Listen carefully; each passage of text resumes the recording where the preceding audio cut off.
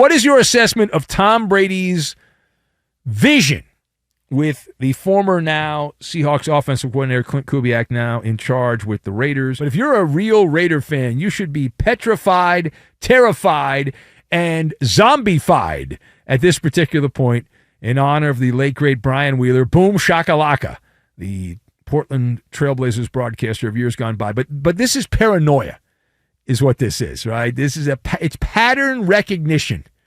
At this point, we are now at pattern recognition is where we are. Tom Brady, the puppeteer behind the curtain, and you look at this, and it's like, well, he's essentially telling the Raider fans, trust me, bro. That's the message from Tom Brady. Because you just hired a coach, you just picked a quarterback a year ago, and they were two of the worst, Pete Carroll and Geno Smith. And Raider Nation, where have you gone? Their lonely eyes, they pretty much roll their eyes at this particular point. They roll their eyes and say, we've heard that before. We've heard that one before.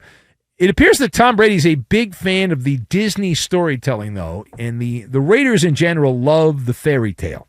You don't think of the Raiders as a franchise that would embrace the fairy tale, but this feels like the princess and the frog, right? That you have, in Vegas, you have to keep kissing toads, and you're waiting for Prince Charming to show up, and it's not happening. And since 2021, when the Raiders were forced to get rid of John Gruden because of a strategic dump to the New York Times and the Wall Street Journal by some mystery person at the NFL.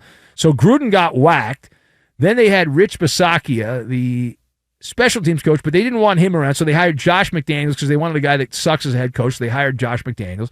He sucked as a head coach as the promotion for his work, and then they hired Antonio Pierce, who was born to be a Raider until they had to coach games, and then he sucked.